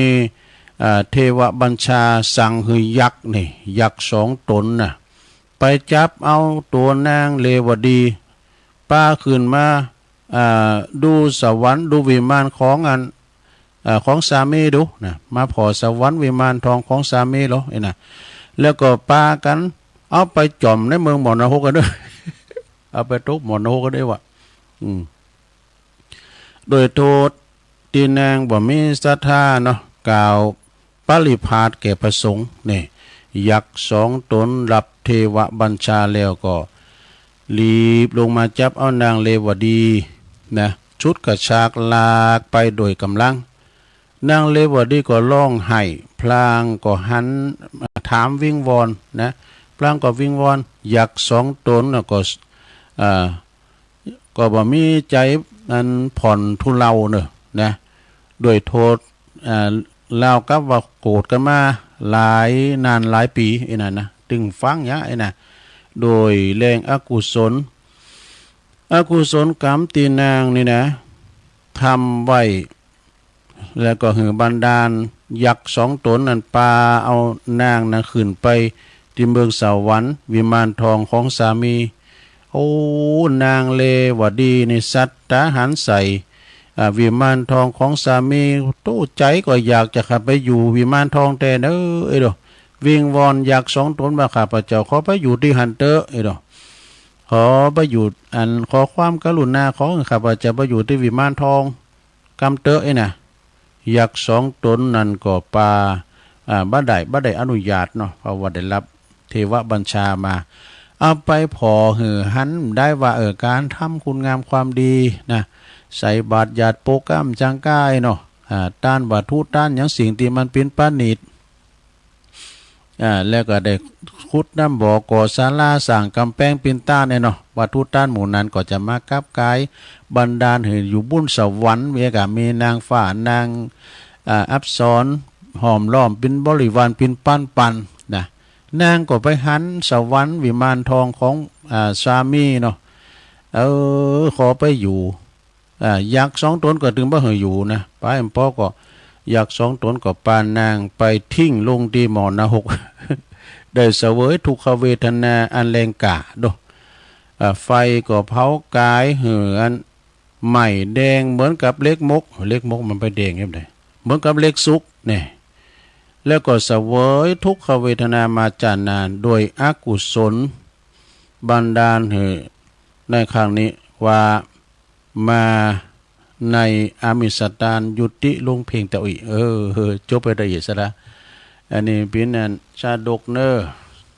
เกี่ยวกับการกินการต้านในเฮาในกันเนาะมาข้ามบาการเฮาได้คืดได้สร้างห่างแปลงอันหนึ่งอันใดแล้วโดยจิตเจตนาศรัทธานะเหมือนกับเฮาได้สร้างวิมานทองไว้ในจาดหนาที่เฮาได้โป้นจากอันเป็นมนุษย์สโลกเมืองคุณปุ้นจากนี้ไปก็จะได้ไปเสวยสุขอีกเนาะตามหนแห่งในธรรมของพระพุทธศาสนานะ อาบน้ำฟังธรรมไหวพระจำศีลภาวนาเฮาก็จะได้ไปเสวยในสัมปรายภพนะถ้าว่าจบลงไปแล้วเลิกศรัทธานันทิยมานพนี่เพิ่นได้สร้างวิมานไว้นะก็จบลงไปศรัทธาญาติโยมก็ฟังอันนี้ต่อทำเด้อ เวลาตุลุงก็ตึงมีหลายอยู่เนาะศรัทธาอันนี้จะเอาอันนี้มาไหว้กันก่อนเด้อศรัทธาเด้อจะเป็นกรรมมันหยาบก่อนนะ กรรมว่าเป็นเรื่องของขี่เนี่ยศรัทธาเด้อมันมีหลายอย่างเนาะเรื่องของขี่แต่ขี่ที่เปิ้นดีกินนั่นก็เป็นหยังขี่ป่าอันนี้เปิ้นลิขิตเขียนไว้เป็นหนังสือของอาจารย์พระครูพิสุทธิ์ธรรมสุนทรนะอ่านเป็นตุปิโลงสมปานเจ้าวัดบ้านใหม่กะหม่อมทองนะเอามาเล่าสู่จูกันฟังเด้อก็เปิ้นว่าจะได้มีหลายข้อเหมือนกันเด้อเปิ้นว่าขี่แล้วก็ขาห่านนี่เป็นว่ายำใส่ขี่ไก่วันมันแต่มีเอียนาสดาเนาะมันมีดำในเนาะทีทั้งตุลุงก็มีอย่างนะแล้วก็บอกว่าขี่เรื่องใหญ่ในขี่โมโหนี่ทศดาเอ้ยโกทะโมโหโตโสนี่ถึงบดีแต่ขี่โคตรขี่มิงขี่โคตรขี่เดือดนี่นะดีอย่างเดียวนะมันขี่โคตรเนี่ยตำน้ำพริกมันปันเหล็กอย่างตุลุงทองวานะขี่โคตรขี่โมโหนี่บางพองนี่ขี่โมโหให้นะจับอย่างก็ควางไปเลยบางทีนี่ก็ยำขอเข้าไปกึ่งนั่นเหมือนกันเด้อการขี่โมโหนี่นะแต่ก็ทำไปโดยประมาณว่าทำไปโดยไม่ตั้งใจนะโดยอารมณ์ชั่ววูบเนี่ยมันถึงวายไปดูก็เวลาโมโหนะบอกโอ้หันจ้างตัวหมกหมูเนี่ยความโมโหโตโสในบดีเด็ดแล้วก็ขี่อรหังสัมมาสัมพุทโธนี่เหรอ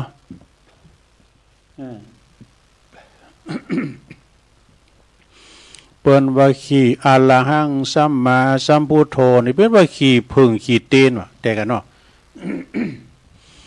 การเปิ้นจะโสดโยโกห้องกาเปิ้นจะจุดธูปจุดเทียนในปูชาพระรัตนตรัยจุดเทียนปูชาสองธรรมจุดเทียนพระอภิธรรมไว้นะจะมีดูดเทียนนี่จะได้หลายอย่างนะแต่บัดเดียวนี้ทูบนี่เปิ้นไปเยี่ยมงานศพกรรมสังฆาไปไหวศพนี่เปิ้นบ่เอาทูบละเปิ้นยิบวาง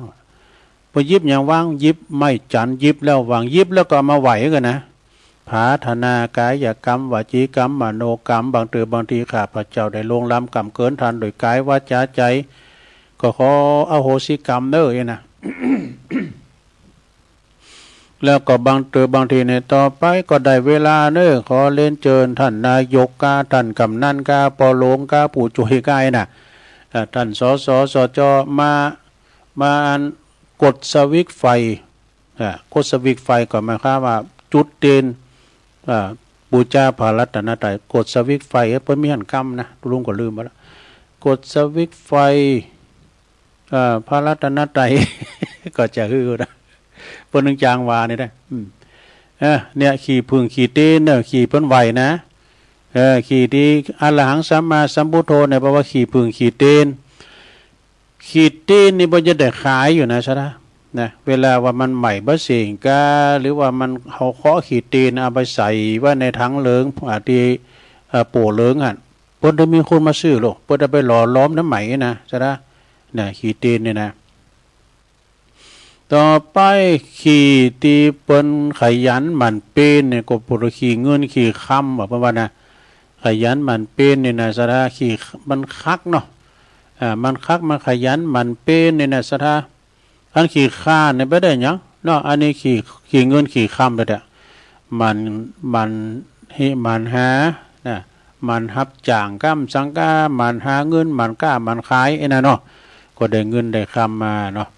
ขี่ดำนี่ขี่ยังขี่ขมเหมาขี่ฐานนี่ ขี่ดำนี่นะขี่ขมเหมาวะดูแล้วก็ขี่เก่านี่ขี่กลุไอ้ดู เดี๋ยวกลุแตกเนี่ยนะซะนะก็หมายความว่าอย่างว่าเปิ้นกลุนี่ก็คือเปิ้นเอาใส่พระก้ามสังกัยนะรุ่นกลุแตกเนี่ยของเก่าโลกของเก่าโบราณแต่ๆนะแล้วก็ขี่เพอขี่ลุนี่หรอขี่เหล่าขี่ยาเอาทำแล้ว ขี่เหล่าขี่ยาทำแล้วว่าขี่เพอขี่ลุนี่นะขี่เหล่านี่พอวันในคลิปโอ้วันนั้นก็มันถ้าได้กินมันเมาเนาะซะได้เขาก็ถ่ายจ้างถ่ายนี่แล้วมันจะเตี้ยวเตนาคันนาเนี่ยปอดก็เดี้ยวกับปอดลูกบุ่ม วินิมนต์อ่ะก็เดี้ยวกับปอดไปสักหน่อยจะเดี้ยวกับปอดแล้วก็การขี่ยานี่ครับนะมันก็บ่ค่อยดีเด้อซะได้เด้อขี่เหล้าขี่ยาว่ะอย่างวันที่30นี่เปิ้นจะไปรับใบวุฒิบัตรนี่ที่เปิ้นจะมีเนี่ยก็เปิ้นว่าธรรมสัญจรบวรร่วมใจหรือว่าพรรษาสัมพันธ์ที่เปิ้นจัดงานใหญ่เนอะตึงอำเภอไปที่หันหมดนะแจกของขวัญรางวัลโดยรถถีบอย่างก็หลายอย่างปุ้นที่วัดใหม่น้องหอยบุญนะวันที่30ปลายเดือนเนี่ย แล้วเปิ้นก่อนนี่ก็เปิ้นก็จะแจกแล้วก็เปิ้นจะ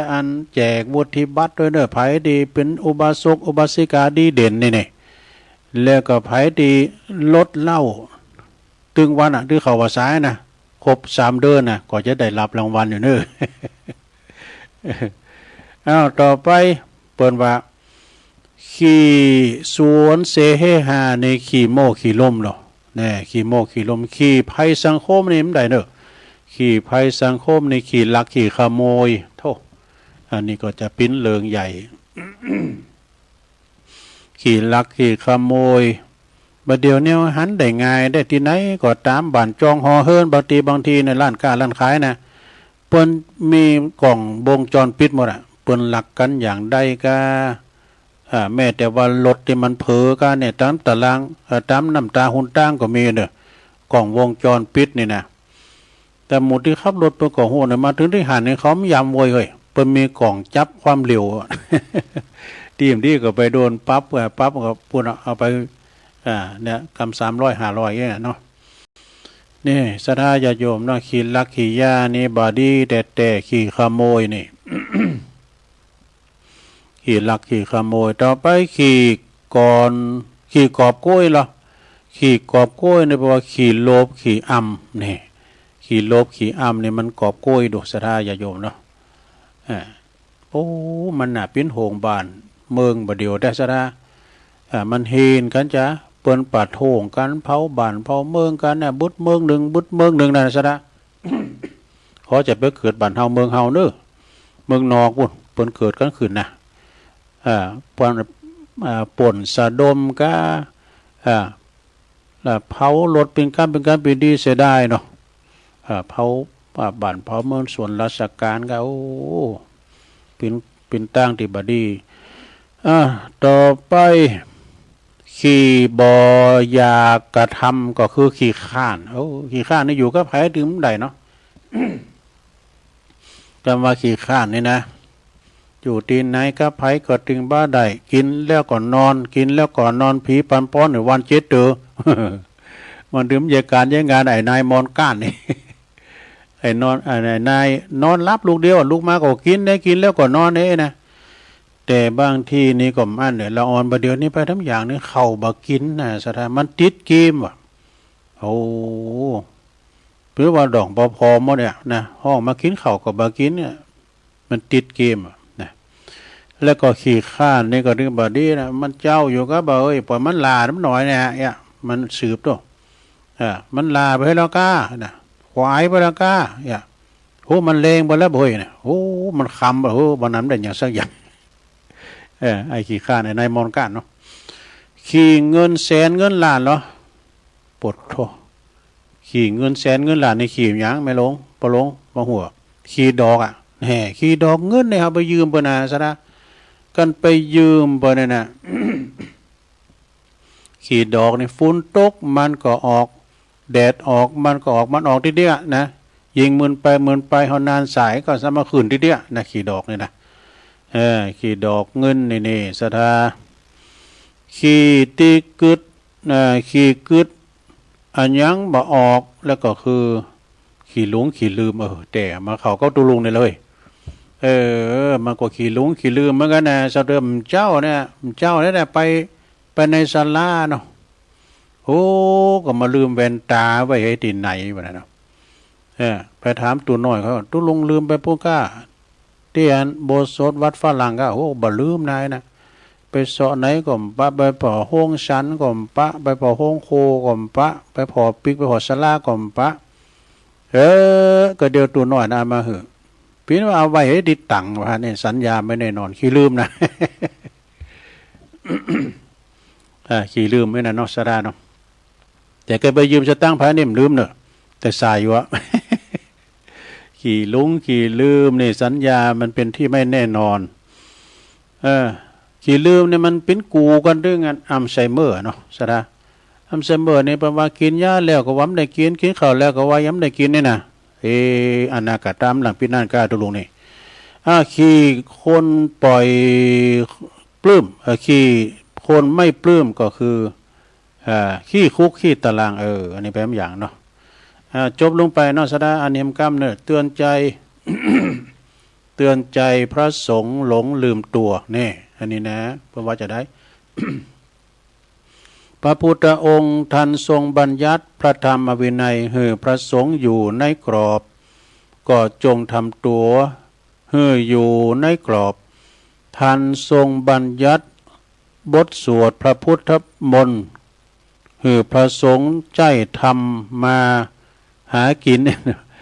ก็จงใจทำมาหากินอย่าไปลืมอย่าไปทำโตนอกสิกขาบทตีทรงเปิ้นบัญญัติไว้นะพอความวิบัติเพศภัยจะตามมาแน่สระอันสวดโยโกห้องเนี่ยมันมีเป็นอย่างอย่างตุลุงวามเจ้านะเนาะบทสวดนี่มันก็มีหลายอย่างนี่สระญาติโยมแต่ว่าสวดมงคลเอาว่ามงคลเอามาแลกกันก็ไม่ได้ อย่าประสวดสืบชะตาเนี่ยแปลว่าเจริญพระพุทธมนต์สืบชะตาอีดอกแต่ว่าสวดพุทธมนต์นี่ก็คือสวดอันนี้กันนะบางสกุลมัตติกาสวดมัตติกาบางสกุลเนี่ยนะสวดอภิธรรมกาสวดสวดอภิธรรมกาสวดมัตติกาก็ไอ้นะสวดธรรมนิยามกาสวดธรรมนิยามเนี่ยโดยมากพวกจะสวดศพครูบาอาจารย์หมดเนาะสวดธรรมนิยามเนี่ยนะอันนี้ก็คือ เป็นบทสวดต่างๆเนาะสดาญาติโยมทั้งหลายเวลาว่าเขาไปสวดกุศลานี่ขอบคุณเนาะโอ้สูไปไหวเยอะนะไปสวดพี่ตายวะเนี่ยขอบสวดคุณฟังนะเนาะ คุณตายไม่หูเหลืองให้ได้เนาะจากนั้นก็ฝากฟังไว้เนาะในอันนี้ทำอย่างหนึ่งนี่สดาญาติโยมหนังสือของตุปิธรรมนี่ก็ดีแต่มันเป็นหนังสือที่บอกนี่นะ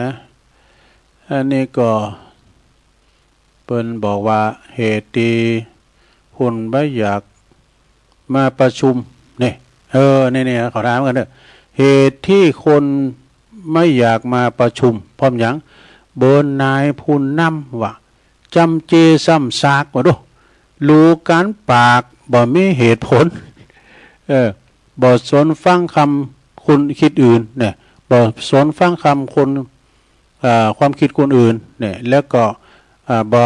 มีสิ่งยิบยืนรอตารอใจตัดบ่ติดนิสัยขี้ข้านนั่น อันนี้เป็นกรรมสาเหตุที่คุณบ่ใครมาประชุมนะ แต่บางทีก็อันแต่ในสถานเนาะหลวงพ่อเนี่ยเปิ้นจะจู้ที่วัดเนี่ยนะเวลาเปิ้นมาวัดก็ว่าเนี่ยจู้เนี่ยนะข้าพเจ้ามันคุณบ่ใครมีไอ้ไหนซะได้เนาะวันศีลวันธรรมเนี่ยคุณเปิ้นมาวัดหนักยะเฮาก็ไหว้ตอนนั้นต่อไปเอาครูบาครับเนาะครูบานี่เปิ้นก็ตั้งอีสานบ่นี่เปิ้นว่าเปิ้นจ้าโตเก่าครูบาว่าตุ๊ดหนุ่มตุ๊ดน้อยก็ว่าครูบาว่าจ้าครูบาจะเปิ้นนี่น่ะ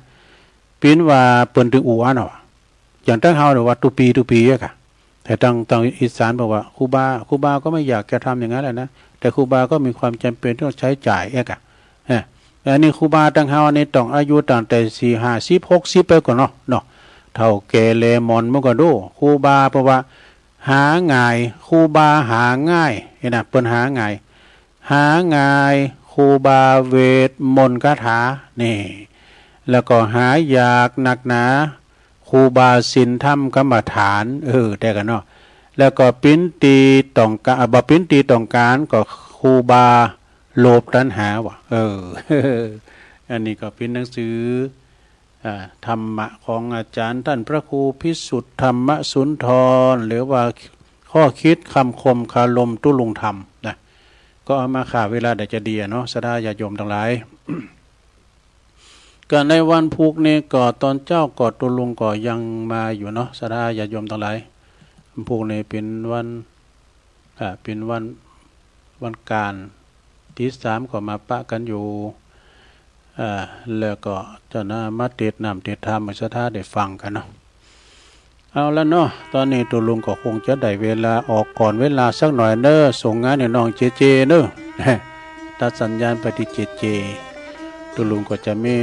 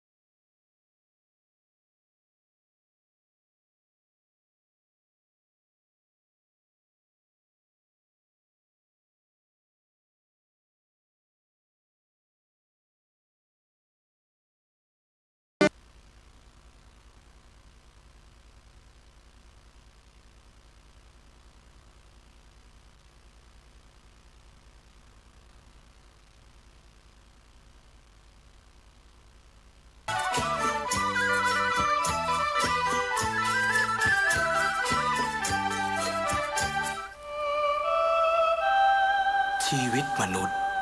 มีสุขมีทุกข์ดีใจเสียใจผ่านอุปสรรคและปัญหามากมายในแต่ละวันสงบนิ่งแล้วย้อนมองตัวเองวันนี้วันพระน้อมนำธรรมะสู่ชีวิตเตือนสติคนไทยทั้งชาติ